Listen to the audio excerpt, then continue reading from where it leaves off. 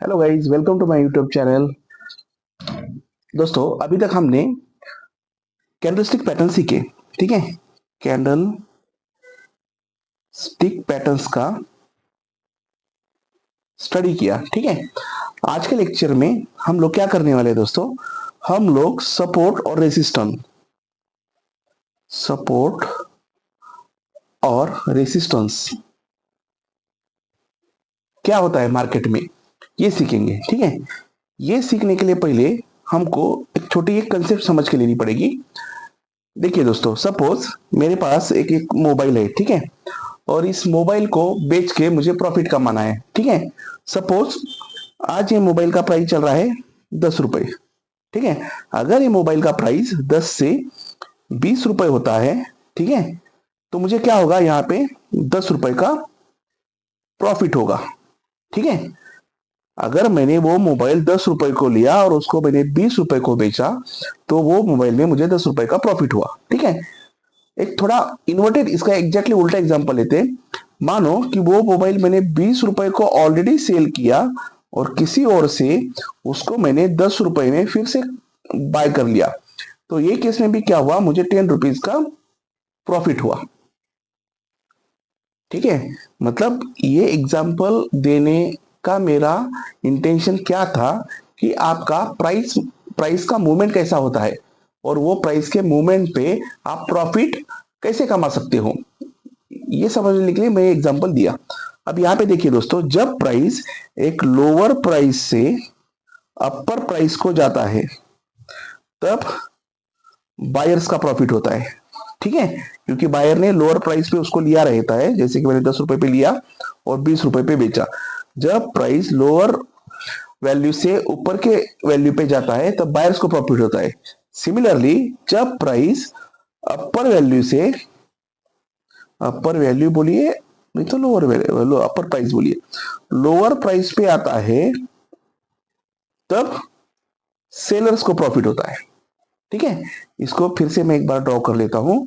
देखिए, price price जब ये प्राइस है, ठीक है, प्राइस लोअर वैल्यू से ऊपर जाके अपर वैल्यू पे जाता है,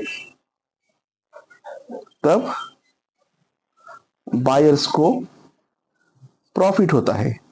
जब प्राइस अपर वैल्यू से लोअर वैल्यू पे जाता है, तब सेलर्स को प्रॉफिट होता है। ठीक है, अपने केस में हमने माना था 10 रुपए से प्राइस 20 रुपए किया, तो बायर्स को 10 रुपीज का प्रॉफिट हुआ। और सेलर के केस में 20 रुपए का प्राइस 10 रुपए को गिर गया। अगर किसी ने सपोज 20 रुपए को बेचा था और उसने रिटर्न में 10 रुपीज को खरीदा, तो उसको यहाँ पे 10 रुपए का प्रॉफिट हुआ। ठीक है, ये तो बेसिक कंसेप्ट है।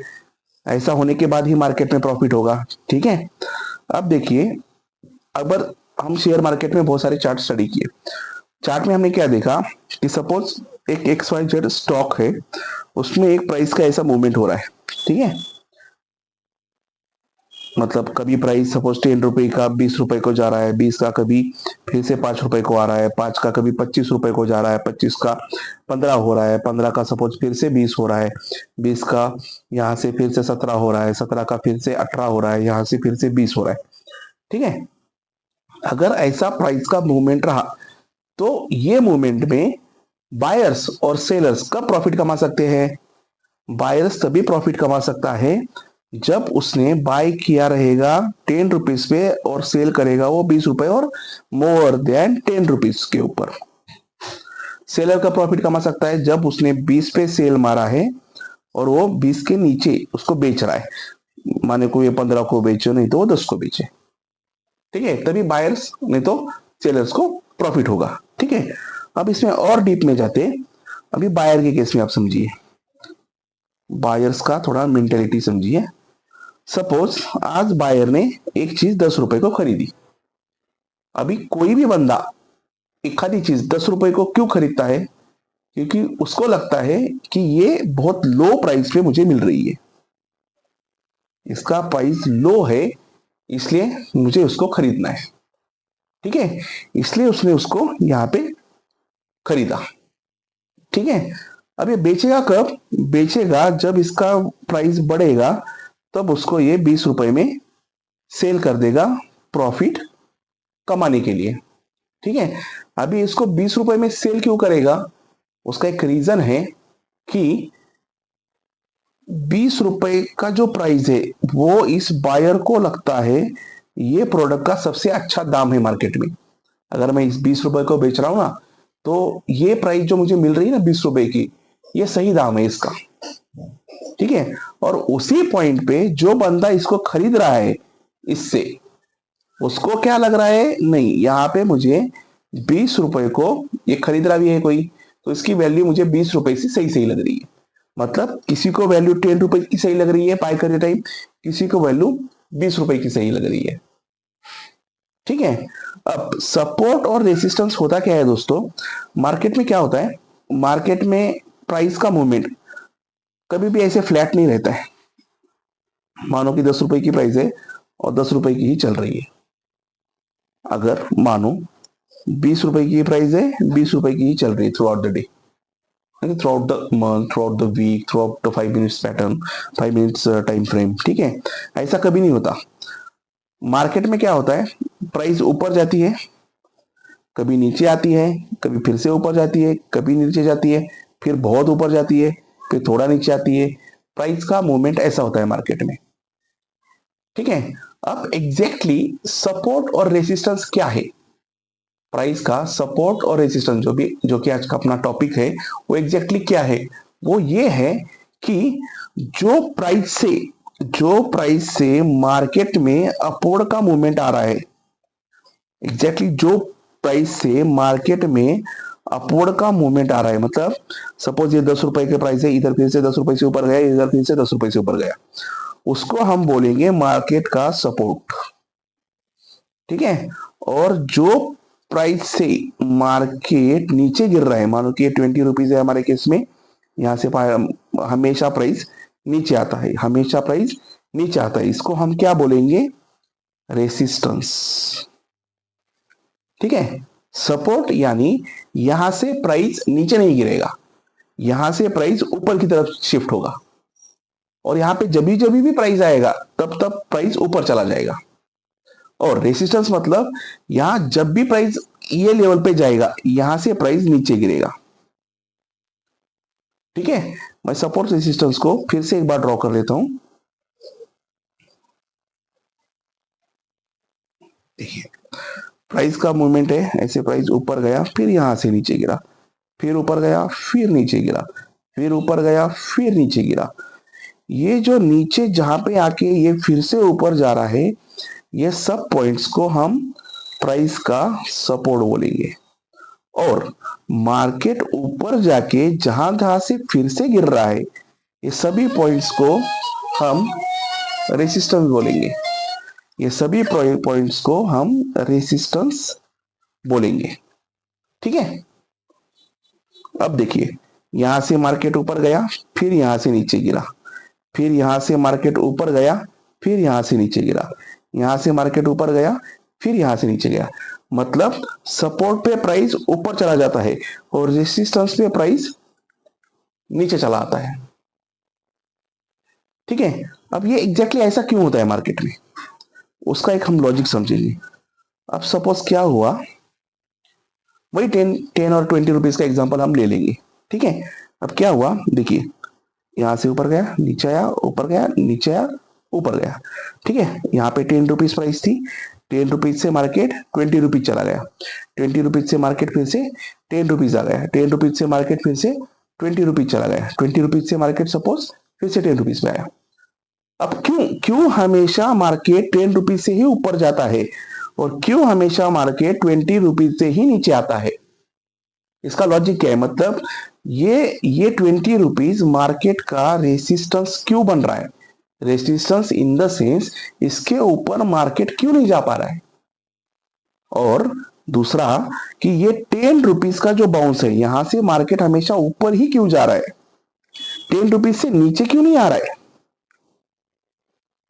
तो इसका लॉजिकल रीजन मैं आपको बोलता हूं। इसका एक लॉजिकल रीजन ये है कि देखिए, मैं फिर से ड्रॉ करता हूं।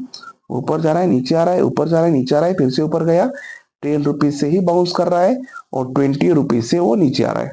इसका रीजन ये है, अब देखिए मार्केट, अब देखिए दोस्तों, अभी मार्केट चालू हुआ, 10 रुपीज को मार्केट चालू हुआ, क्या हुआ, 10 रुपीज को जब मार्केट स्टार्ट होता है तब क्या होता है, मार्केट 11 जाता है, 12 जाता है, 14 जाता है, 15 जाता है, ऐसे करके 20 रुपए को जाता है। अभी 10 रुपीज पे क्या होता है, 10 रुपीज पे किसी बायर्स को लगता है कि ये 10 रुपीज है, ये XYZ की जो 10 रुपीज प्राइस अभी चल रही है, ये प्राइस मार्केट में सबसे लो है और ये 10 रुपीज पे बाय करके वो आगे जाके प्रॉफिट कमा सकता है इसको हायर प्राइस में बेच के। ठीक है, इसलिए उसने 10 रुपीज पे उसको खरीदा। ठीक है, अब मार्केट यहां से ऊपर जा रहा है, उसने क्या किया, जैसे प्राइस ऊपर ऊपर जाती है, अब देखिए क्या होता है दोस्तों, जैसे प्राइस ऊपर ऊपर जाती है, 12, 10 जाती है, 12 जाती है, 14 जाती है, 15 जाती है, वैसे वैसे बायर्स का इंटरेस्ट कम होते जाता है ये प्राइस में, क्योंकि 10 rupees was the very low value. ठीक है, जैसे इसकी प्राइस बढ़ती जाती है बायर्स का इंटरेस्ट कम होते जाता है ये प्राइस में, क्योंकि 10 रुपीज तो सबसे कम प्राइस था, 11 फिर हुआ, फिर 12 हुआ, फिर 14 हुआ। अब बायर्स को क्या होता है, बायर्स को एक डर लगा रहता है, सपोज मैंने 10 रुपीज पे तो लिया, that is the very welcome move. ठीक है, लेकिन किसी ने अगर 14 रुपीज को लिया, उसको डर ये लगा रहता है, यार 14 रुपीज से प्राइस ऊपर ही नहीं गया तो कैसे होगा। अगर किसी ने 15 को लिया तो उसको क्या लगेगा, यार 15 से ऊपर ही नहीं गया तो कैसे होगा। मतलब ये चीज जैसे जैसी महंगी होती जाएगी वैसे वैसे बायर्स का इसमें से इंटरेस्ट कम होता जाएगा। ठीक है, और एक पॉइंट ऐसा आएगा, वो पॉइंट पे बायर्स को लगेगा कि नहीं भाई, ये 20 रुपए का जो प्राइस है ना, ये इस चीज का सबसे हाईएस्ट पॉइंट है, इसके ऊपर तो मैं इसको 1 रुपए नहीं दूंगा ये स्टॉक को। ठीक है, और यही से होती है हमारे सेलर्स की एंट्री। अब सेलर्स क्या सोचता है, देखो सेलर्स ये सोचता है कि ये 20 रुपए का प्राइस जो हुआ है ना, ये आज तक का मानो कि ये सेशन का, ये स्टॉक का सबसे हाई पॉइंट हुआ है। अगर मैं यहां पे बेच दूंगा 20 रुपए पे, तो यहां से मुझे अच्छा खासा प्रॉफिट मिल सकता है। ठीक है, क्योंकि मैं बहुत हाई पॉइंट पे बेच रहा हूं। हाई पॉइंट क्यों हुआ, क्योंकि बायर ने उसको खरीदा खरीदा खरीदा और 20 रुपए तक लेके गए। 20 रुपए को सेलर ने सोचा कि ये 20 रुपए का जो पॉइंट है, ये सबसे हाई पॉइंट है, अगर मैं यहां पे बेचूंगा और लो प्राइस पे खरीदूंगा तो मुझे अच्छा प्रॉफिट मिलेगा। ठीक है, तो सेलर्स ने क्या किया, सेलर्स ने 20 रुपए को उसको सेल कर दिया। ठीक है, मतलब एग्जैक्टली दोस्तों मार्केट में हुआ क्या, एग्जैक्टली मार्केट में ये हुआ कि कोई स्टॉक 10 रुपए को था, वो ग्रेजुअली बढ़ के 20 रुपए तक चला गया और 20 रुपए को एक पॉइंट ऐसा आया, वहां से मार्केट में बाइंग आना बंद हो गई और वहां से मार्केट में सेलिंग स्टार्ट हो गई। ठीक है, मतलब ये जो पॉइंट है, ये पॉइंट ये स्टॉक का हो गया रेसिस्टेंस। अब आया आपको समझ में कि यहां से प्राइस रिवर्स क्यों होता है। यहां से ही प्राइस रिवर्स इसलिए होता है क्योंकि ये पॉइंट जो है, ये पॉइंट से 20 रुपए के आगे बायर को लेना ही नहीं इस चीज को। उसका कहना है कि इसका ऊपर भाव ही नहीं है 20 रुपए के ऊपर, इससे ऊपर मुझे नहीं पड़ेगा। और सेलर्स उसी टाइम ये सोचते हैं कि 20 रुपए इज द हाईएस्ट पॉइंट, यहां से मैं इसको सेल करके नीचे की प्राइस पे बाय करके प्रॉफिट कमा सकता हूं। तो ये पॉइंट क्या बना, ये 20 रुपए का जो पॉइंट बना, जो कि 10 से 20 रुपए में गया था, ये 20 रुपए का जो पॉइंट बना, ये बना ये स्टॉक का रेसिस्टेंस लेवल। रेसिस्टेंस लेवल मतलब यहां से ऊपर स्टॉक जाने की प्रोबेबिलिटी बहुत कम है, क्योंकि यहां पे बहुत सारे सेलर्स बैठे हुए और यहां पे बायर्स में उसको और खरीदने का कोई भी इंटरेस्ट नहीं है। अगर सपोज 20 रुपए की जगह सेलर्स, एग्जांपल के तौर पे बोल रहा हूं मैं, अगर सपोज 20 रुपए की जगह सेलर्स अगर 25 रुपए को बैठे रहते थे, तो 25 रुपए ये स्टॉक का रेसिस्टेंस पॉइंट होता था, क्योंकि 25 रुपए तक बायर्स खरीदते ही थे। स्टॉक रिवर्स ही तब होता है जब, अभी स्टॉक 10 से 25 तक क्यों गया, क्योंकि यहां पे 10 से 25 तक मार्केट में बायर्स ज्यादा था सेलर्स से। तब तक जब तक बायर सपोज 100 थे, 100 लोग ये स्टॉक को 10 रुपए में खरीदने के लिए तैयार थे, तब तक सेलर कितने थे, सेलर इनका ऑर्डर कंप्लीट करने के लिए 100 थे, लेकिन उनका इंटरेस्ट बायर से कम था, इसलिए तो स्टॉक 10 से 25 रुपए चला गया। 25 के पॉइंट पे क्या हुआ, 25 के पॉइंट्स पे बायर एकदम कम हो गए, ठीक है, और यहां पे सेलर्स की एंट्री हुई, और सेलर्स ने देखा कि 25 का पॉइंट और एक प्रीवियस एग्जांपल में 20 रुपए का पॉइंट सबसे बेस्ट है यहां से सेल करके प्रॉफिट कमाने के लिए, ठीक है। तो ये जो प्राइस पॉइंट बना, ये 20 और अपने एग्जांपल में 25, 10 रुपए से 25 का जो प्राइस पॉइंट बना, ये हुआ ये स्टॉक का रेसिस्टेंस पॉइंट। यहां से मार्केट और ऊपर जाने की प्रोबेबिलिटी बहुत कम है, ठीक है। अब आगे देखते हैं दोस्तों। अब देखिए पहले क्या हुआ, पहले 10 रुपए को चालू हुआ, स्टॉक गया 20 रुपए को, और 20 से यहां से फिर से नीचे आके वो 10 रुपए आया, फिर से यहां से ऊपर चला गया, ठीक है। अब क्या हुआ दोस्तों, पहले पहले मार्केट कहां से ये स्टॉक को ऊपर लेके गया था, ये रेसिस्टेंस लेवल पे गया था, 10 रुपए से लेके गया था, बराबर है। फिर क्या हुआ, इसके रेसिस्टेंस लेवल मतलब 20 रुपए की लेवल से इसको सेलर्स ने नीचे ढकाला, ठीक है, और 10 रुपए के लेवल पे उसका प्राइस फिर से आ गया, ठीक है। अब 10 रुपए पे जैसे ही आया हो, उसको फिर से बाउंस बैक होके हो गया 20 रुपए पे। अब मुझे बताइए ये 10 रुपए से ही फिर से बाय क्यों हुआ, क्यों हुआ, इसका एक मेन रीजन ये है, हुआ क्या दोस्तों, मार्केट में सेलर्स ने क्या सोचा, 20 रुपए को जब स्टॉक था, सेलर्स ने सोचा इसको मैं नीचे की तरफ सेल कर देता हूं, और नीचे की तरफ सेल करके मैं उसमें प्रॉफिट कमाऊंगा, ठीक है। अब नीचे की तरफ सेल करते गए, सेल करते करते 17 आया, 16 आया, 17 आया, 15 आया, 14 आया, और 10 रुपीज आया।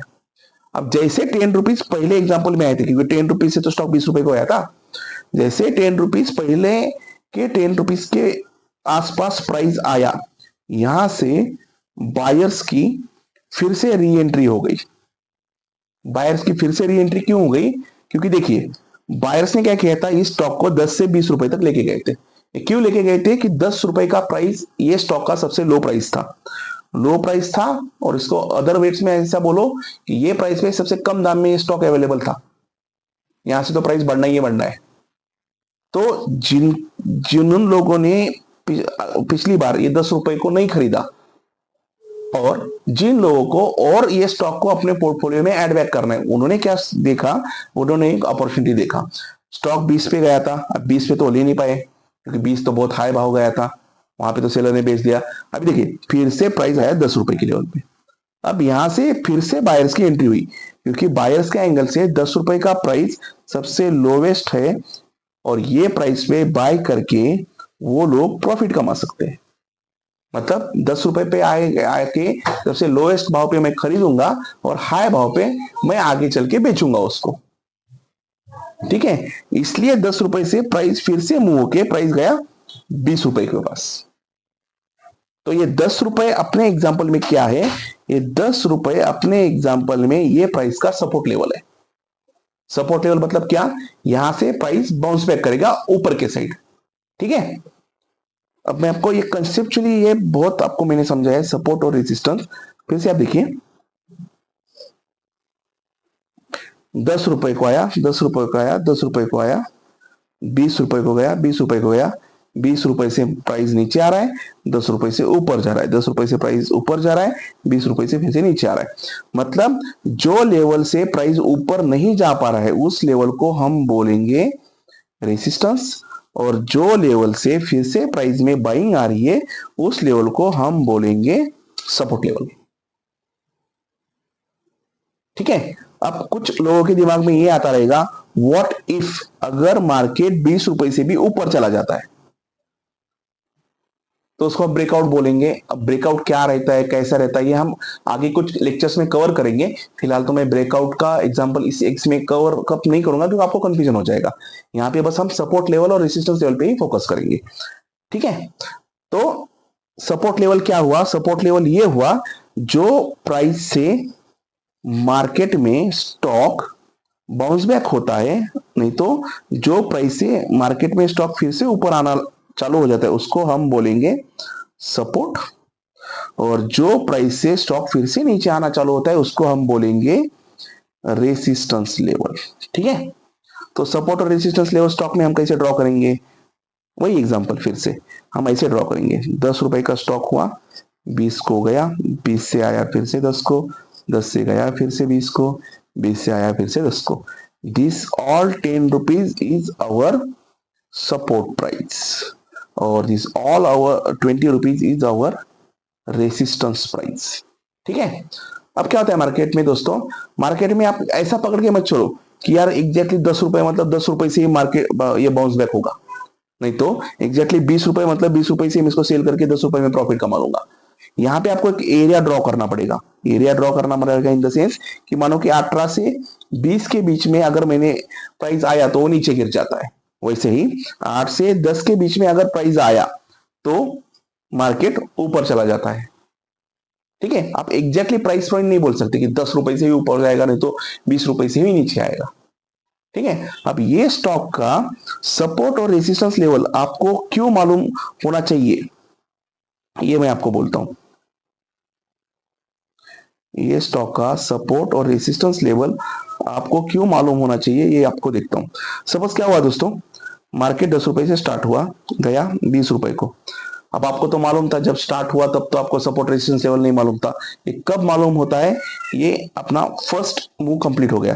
अब 20 रुपए से फिर से वो 10 को आ गया और फिर से 20 को चला गया और फिर से, अब देखिए जैसे यहाँ पे 20 को चला गया और यहां से नीचे आ गया, जैसे यहाँ पे 20 को चला गया और यहां से नीचे आना स्टार्ट हुआ, तो आपको एक रियलाइज हुआ कि देखिए पहले मार्क ये स्टॉक 10 से 20 को गया और 20 से ये नीचे गिर गया।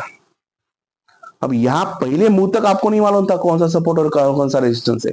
जब मार्केट फिर से 10 पे आके ऊपर चला गया, मतलब इसका सेकंड पॉइंट बना, ये फर्स्ट पॉइंट बना, ये सेकंड पॉइंट बना, तब आपको समझ में आ गया कि हाँ यार यहाँ पे 10 रुपए से ही प्राइस ऊपर जाने लगा है, मतलब 10 रुपए ये प्राइस का हो गया सपोर्ट लेवल। अब देखिए मार्केट ये हो गया सपोर्ट लेवल। अब देखिए पहले पहले क्या हुआ था, पहले स्टॉक 20 रुपए से नीचे गिरा था, तो जब पहले 20 रुपए से नीचे गिरा था तब हमको नहीं पता था कि ये इसका रेसिस्टेंस लेवल होगा और ठीक है। फिर से जब 10 रुपए से 20 रुपए को गया तो फिर से 20 रुपए से गिर गया, तब हमको समझा कि हाँ ये 20 रुपए ये स्टॉक का रेसिस्टेंस लेवल है। मतलब जब भी स्टॉक 18 से 20 के रेंज में आता है और आप पकड़ो 8 के 10 में रेंज में आता है, तब 8 से 10 के रेंज का इसका सपोर्ट है और 18 से 20 का रेंज का इसका रेसिस्टेंस लेवल है।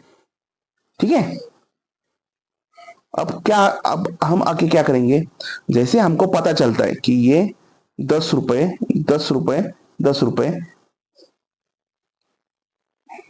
20 रुपए 20 रुपए, जैसे हमको पता चलता है कि इसका सपोर्ट लेवल 10 रुपए है और रेसिस्टेंस लेवल 20 रुपए है, हम क्या करेंगे, अगर तीसरे टाइम जब मार्केट 10 रुपए को आता है, तो आपने तो एक्सपीरियंस किया रहेगा, पहले 2 पॉइंट पे 10 रुपए से ऊपर चला गया है, यहां पे हम बाय का ट्रेड ले लेंगे।